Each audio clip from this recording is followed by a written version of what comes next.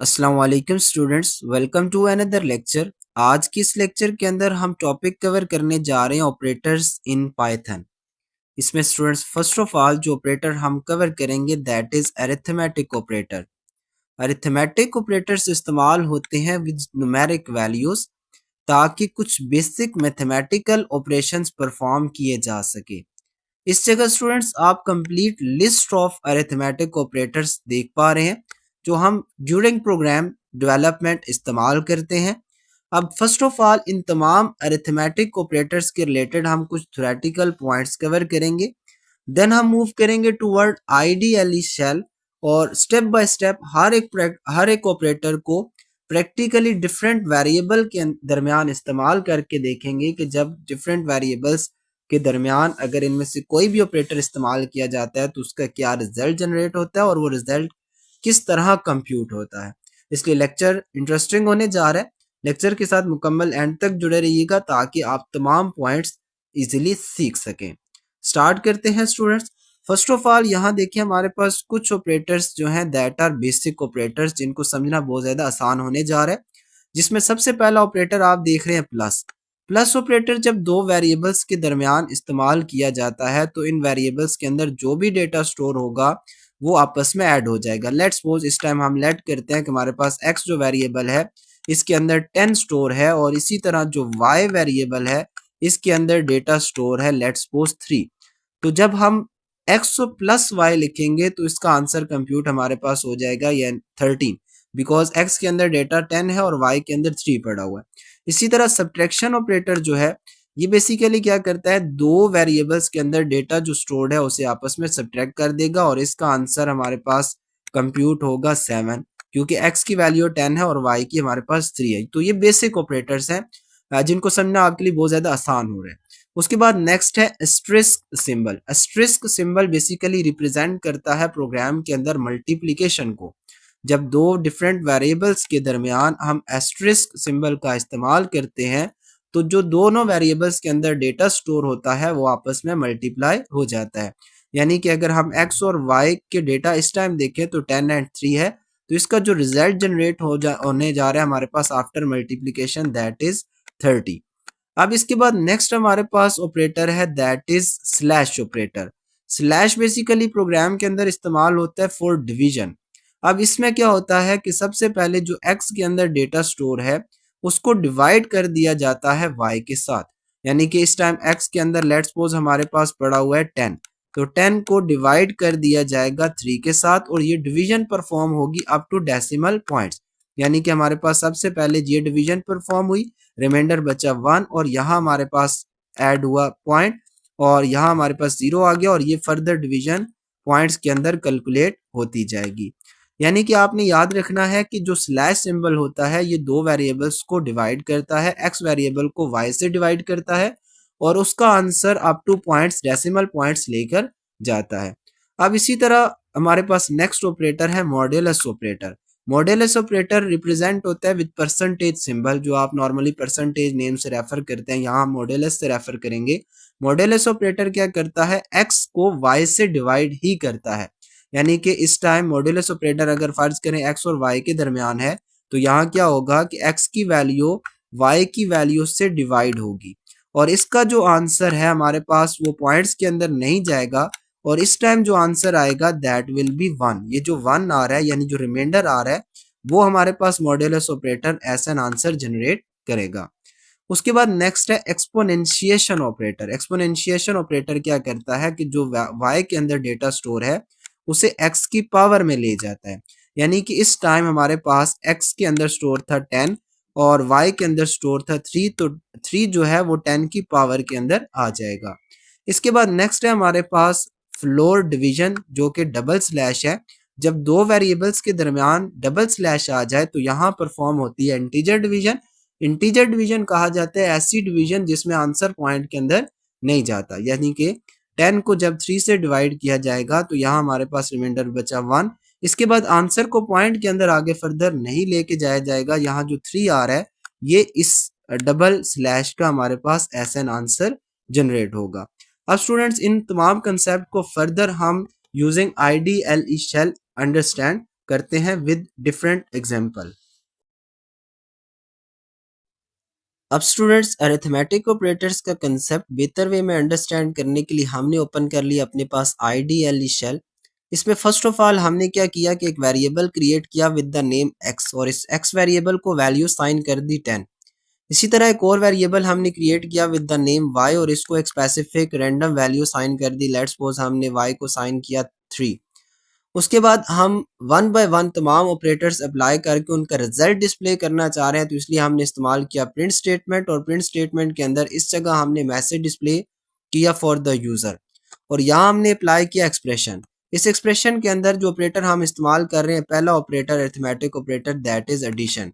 अब इसको हम एग्जीक्यूट करते हैं तो यहाँ देखिए हमारे पास जो सिंगल कोट्स के अंदर था वो message as it is display हो गया और x प्लस वाई यानी इसका जो रिजल्ट था वो कंप्यूट हुआ और हमारे पास यहाँ डिस्प्ले हो चुका है।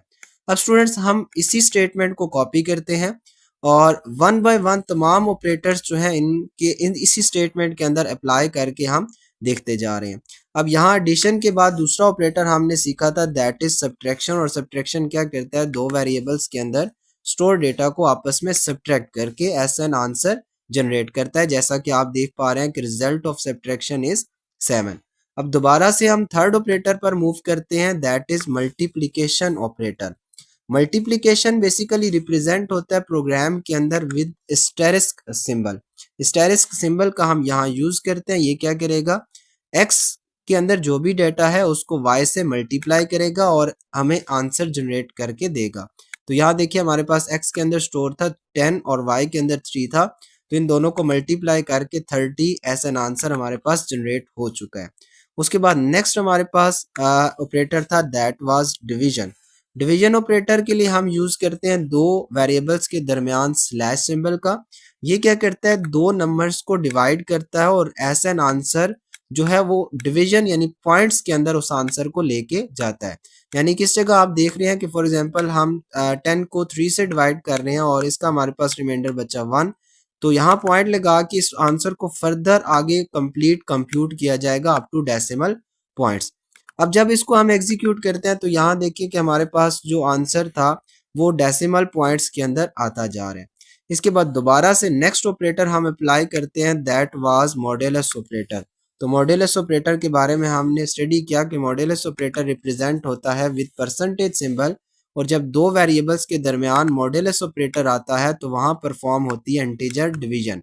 इंटीजर डिवीजन यानी ऐसी डिवीजन जिसमें आंसर पॉइंट्स के अंदर लेके नहीं जाया जाता और जो हमारे पास को रिमाइंडर आ रहा है वो ऐसा आंसर जनरेट करता है मॉड्यूलस ऑपरेटर। यानी कि इस टाइम x मॉड्यूलस y जब करेंगे तो हमारे पास x की वैल्यू यानी 10 को 3 से डिवाइड किया जाएगा, इनका जो रिमाइंडर बचेगा वो ऐसा आंसर हमें जनरेट होकर मिलेगा। तो इसका आंसर हमारे पास देखिए जनरेट होके आ चुका है 1। अब दोबारा से हम इसी स्टेटमेंट को पेस्ट करते हैं और इस जगह अब हम यूज करते हैं एक्सपोनेंशिएशन ऑपरेटर। एक्सपोनेंशिएशन ऑपरेटर क्या करता है कि सेकंड वेरिएबल के अंदर जो भी डेटा स्टोर है उसको पावर बना देता है फर्स्ट वेरिएबल की। अब एक्सपोनेंशियल ऑपरेटर जो है ये विद डबल स्टेरिस्क सिंबल से रिप्रेजेंट होता है। ये क्या करेगा, y के अंदर जो भी वैल्यू स्टोर है उसे x की पावर के अंदर लेके जाएगा। जैसे कि हमारे पास इस टाइम x के अंदर स्टोर है 3 और y के अंदर स्टोर है x के अंदर स्टोर है 10 और y के अंदर स्टोर है 3, तो यहाँ 10 की पावर के अंदर y की वैल्यू आ जाएगी। अब अगर इसका आंसर हम कंप्यूट करके देखें तो हमारे पास इस टाइम इसका आंसर डिस्प्ले हो रहा है 1000। 10 की पावर 3 अगर हम निकालें तो 1000 हमारे पास आंसर जनरेट होगा। अब दोबारा से इसी स्टेटमेंट को पेस्ट करते हैं और अब यहाँ लास्ट हम ऑपरेटर यूज करते हैं that is for floor division. Floor division को कहा जाता है कि यहाँ परफॉर्म होती है इंटीजर डिवीजन। इंटीजर डिवीजन के लिए हम इस्तेमाल करते हैं डबल स्लैश और यहाँ जब इंटीजर डिवीजन परफॉर्म होती है और जो क्वोशंट आता है वो as an answer double slash यानी इंटीजर डिवीजन हमें जनरेट करके इस केस में देगी। तो यहाँ इसको एग्जीक्यूट करते हैं तो यहाँ देखिए हमारे पास 3 एज एन आंसर जनरेट हो रहा है। तो स्टूडेंट्स आई होप कि ये आपको तमाम पॉइंट्स क्लियर होंगे। अब नेक्स्ट हम मूव करते हैं toward precedence of this operator. अब स्टूडेंट्स नेक्स्ट हम अरिथमेटिक ऑपरेटर के रिलेटेड जो पॉइंट कवर करने जा रहे हैं that is precedence of arithmetic operators. Precedence कहा जाता है अहमियत को। यानी ये बताती है कि किस ऑपरेटर को किसी एक्सप्रेशन के अंदर आप सबसे पहले सॉल्व करेंगे। फॉर एग्जांपल आपके पास एक गिवन एक्सप्रेशन है और इस एक्सप्रेशन के अंदर मल्टीपल अरिथमेटिक ऑपरेटर्स आ चुके हैं, तो आपने कौन से अरिथमेटिक ऑपरेटर को सबसे पहले सॉल्व करना है।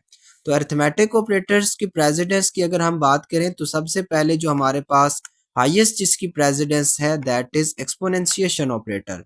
अगर किसी एक्सप्रेशन के अंदर आपको डबल स्टेरिस्क सिंबल यानी स्ट्रिस्क सिंबल मिल जाए तो इनकी प्रेसिडेंस सबसे ज्यादा होगी as compare to other arithmetic operators. दूसरे नंबर पे जिनकी प्रेसिडेंस है that is multiply slash double slash and modulus. इनकी प्रेसिडेंस अगर चारों की आपस में कंपेयर करें तो इन चारों की प्रेसिडेंस आपस में सेम है, लेकिन as compare to exponentiation operator इनकी प्रेसिडेंस कम है। अब किसी एक्सप्रेशन के अंदर अगर ये चारों आ जाएं और इस एक्सप्रेशन के अंदर आपने फोकस करना है कि जो सबसे पहले आपके पास ऑपरेटर इस्तेमाल होगा आप उसको सबसे पहले सॉल्व करें। उसके बाद नेक्स्ट है हमारे पास arithmetic operator that is plus minus. Plus minus की आपस में प्रेसिडेंस सेम है, लेकिन as compare to exponentiation operator और इन चारों ऑपरेटर से प्रेसिडेंस प्लस माइनस की कम है। इसलिए किसी एक्सप्रेशन के अंदर अगर प्लस माइनस आ जाए तो आपने उसको बिल्कुल लास्ट के अंदर सॉल्व करना हो अनटिल अगर वो ब्रैकेट के अंदर ना मौजूद हो। अगर फर्ज करें किसी एक्सप्रेशन के अंदर ब्रैकेट इस्तेमाल हो जाए तो यहाँ ब्रैकेट की प्रेसिडेंस सबसे ज्यादा हो जाएगी। अब स्टूडेंट्स हम इन्हीं पॉइंट्स के रिलेटेड प्रैक्टिकल परफॉर्म करते हैं और एक expression using our IDLE shell generate करते हैं और उसमें देखते हैं कि प्रेसिडेंस किस तरह अप्लाई हो रही है। अब students precedence of arithmetic operator को अंडरस्टैंड करने के लिए हमने एक एक्सप्रेशन क्रिएट किया है। इस एक्सप्रेशन में आप देख पा रहे हैं कि हमारे पास फर्स्ट नंबर है 36 और उसके बाद इस्तेमाल हो रहा है स्लैश सिंबल, डिवीजन सिंबल, और उसके बाद 3 है और उसके बाद डबल स्ट्रिस्क सिंबल है और फिर लास्ट में 2 है। अब अगर प्रेसिडेंस की बात करें तो प्रेसिडेंस में हमारे पास यहाँ दो ऑपरेटर इस्तेमाल हो रहे हैं that is division operator, slash operator and double asterisk यानी एक्सपोनेंशिएशन ऑपरेटर। तो यहाँ प्रेसिडेंस इन दोनों का अगर कंपैरिजन करें तो हमारे पास प्रेसिडेंस सबसे ज्यादा है एक्सपोनेंशिएशन की। तो जब इस एक्सप्रेशन को बैक एंड पे एवेलुएट हमारे पास किया जाएगा तो सबसे पहले एक्सपोनेंशिएशन ऑपरेटर को कंप्यूट किया जाएगा, यानी कि यहाँ हमारे पास 3 की पावर में 2 को लेके आया जाएगा, क्योंकि एक्सपोनेंशिएशन ऑपरेटर के बाद में जो यहाँ लिखा होता है वो फर्स्ट जो ऑपरेंड होता है उसकी पावर में चला जाता है। तो 3 की पावर 2 कंप्यूट होगा तो हमारे पास यहाँ जनरेट हो जाएगा 9 और उसके बाद 36 को डिवाइड किया जाएगा, इसका जो रिजल्ट आ रहा है दैट इज 9। तो 36 को 9 से डिवाइड जब किया जाएगा तो हमारे पास आंसर कंप्यूट होगा 4। अब जब हम इसको एग्जीक्यूट करते हैं, इसको रन करते हैं, तो यहाँ हमारे पास आप चेक करें कि आंसर जनरेट हो रहा है दैट इज 4। अब फर्ज करें स्टूडेंट्स हम यहाँ ब्रैकेट्स इस्तेमाल कर लेते हैं और यहाँ ब्रैकेट्स के अंदर हमने लिखा 36 डिवाइड बाय 3 और उसके बाद हमने अप्लाई किया एक्सपोनेंशिएशन ऑपरेटर और यहाँ हमने लिखा 2। अब यहाँ ब्रैकेट के अंदर जो लिखा होता है उसकी प्रेसिडेंस किसी भी ऑपरेटर से ज्यादा हो जाती है, यानी यहाँ अब सबसे पहले कंप्यूट होगा 36 डिवाइड बाय 3। तो 36 को 3 से डिवाइड किया जाएगा तो हमारे पास आंसर जनरेट होगा 12। तो 12 की पावर में 2 को लेके आ जाया जाएगा और 12 की पावर 2 जब कंप्यूट होगी तो जो आंसर हमारे पास आएगा उसको डिस्प्ले हमने कर लिया दैट इज 144। तो स्टूडेंट्स प्रेसिडेंस ऑफ ऑपरेटर के बाद अब हम मूव करते हैं टूवर्ड अरिथमेटिक असाइनमेंट ऑपरेटर्स की तरफ। नेक्स्ट है हमारे पास टॉपिक अरिथमेटिक असाइनमेंट ऑपरेटर्स। तो यहाँ अरिथमेटिक ऑपरेटर्स ऑलरेडी हमने पढ़ लिए हैं, लेकिन असाइनमेंट ऑपरेटर हमने इससे पहले नहीं स्टडी किया। असाइनमेंट ऑपरेटर बेसिकली कहा जाता है इक्वल टू को। नॉर्मली हम इसको रेफर करते हैं ऐसा इक्वल टू, लेकिन यहाँ हम इस्तेमाल करेंगे ऐसे यूज करेंगे असाइनमेंट ऑपरेटर। लेट्स सपोज हमारे पास एक्सप्रेशन लिखा हुआ है a as an assignment operator B. तो ये क्या करेगा, बी के अंदर जो भी डेटा स्टोर होगा उसको साइन कर देगा ए को। जैसे कि हमारे पास लिखा हुआ है let's suppose A equal to 5, तो यानी 5 जो वैल्यू है वो असाइन हो जाएगी ए वेरिएबल को। तो इसको हम रेफर कर रहे हैं एज एन असाइनमेंट ऑपरेटर। तो सम केसेस के अंदर प्रोग्राम के अंदर हम अरिथमेटिक ऑपरेटर्स को मिक्स करते हैं यानी मिला के लिखते हैं with assignment operator for our benefit. तो सबसे पहला पॉइंट आप देख रहे हैं कि असाइनमेंट ऑपरेटर जो होते हैं असाइन करते हैं राइट ऑपरेंड को लेफ्ट ऑपरेंड की तरफ, यानी राइट ऑपरेंड जो भी है उसको उठा के लेफ्ट को साइन कर देंगे। Assignment operator can be use with arithmetic operator. Assignment operator हम अर्थमेटिक ऑपरेटर्स के साथ इस्तेमाल जब करते हैं तो ये हमारे पास बन जाते हैं अर्थमेटिक असाइनमेंट ऑपरेटर, जिसमें सबसे पहला असाइनमेंट अर्थमेटिक असाइनमेंट ऑपरेटर आप देख रहे हैं that is plus equal to. Plus equal to basically represent करता है कि हमारे पास इस जगह जो वेरिएबल है X variable plus equal to उसके बाद वाई है, तो ये क्या करेगा एक्स की वैल्यू को प्लस करेगा वाई के अंदर और इसका जो भी आंसर आएगा वो असाइन कर देगा एक्स को। अब हमारे पास ये दोनों आपस में इक्विवेलेंट है। अब फॉर एग्जांपल किसी प्रोग्रामिंग स्टेटमेंट के अंदर आपको लिखना पड़े x प्लस वाई और आप रिजल्ट स्टोर करना चाह रहे हैं x के अंदर, तो बजाय इसकी कि आप ये स्टेटमेंट लिखें आप इस स्टेटमेंट का भी इस्तेमाल कर सकते हैं। अर्थमेटिक असाइनमेंट ऑपरेटर में सबसे पहले हमारे पास आते हैं arithmetic operator that is plus minus multiply divide, और इनके साथ असाइनमेंट ऑपरेटर हर एक के साथ आप एडिट देख रहे हैं। इसके आप इक्विवेलेंट इस जगह पे देख रहे हैं। अब स्टूडेंट्स हम मूव करते हैं टू वर्ड आइडियली शेल, और इन तमाम अर्थमेटिक ऑपरेटर्स में से हम एक दो ऐसा एग्जांपल प्रैक्टिकली इम्प्लीमेंट करके देखते हैं कि इन दोनों के जो इक्विवेलेंट है क्या इनका रिजल्ट जो हमारे पास कंप्यूट हो रहा है दैट इज सेम और नॉट। अरिथमेटिक असाइनमेंट ऑपरेटर को प्रैक्टिकल हम करने के लिए फर्स्ट ऑफ ऑल अपने पास एक वेरिएबल क्रिएट करते हैं। लेट्स सपोज एक्स बनाया और इसको वैल्यू साइन कर दी हमने 15। इसी तरह वाई वेरिएबल बनाते हैं और इसको एक सर्टेन वैल्यू साइन कर देते हैं। लेट्स सपोज 7 असाइन कर दिया। उसके बाद यहाँ हम अरिथमेटिक असाइनमेंट ऑपरेटर का इस्तेमाल करते हैं that is plus equal to. अब प्लस इक्वल टू के बाद यहाँ हम सेकंड वेरिएबल लिखते हैं वाई। ये क्या करेगा बैक एंड पे एक्स की वैल्यू को प्लस करेगा वाई के साथ और इसका आंसर स्टोर कर रहा है हमारे पास एक्स वेरिएबल के अंदर ही।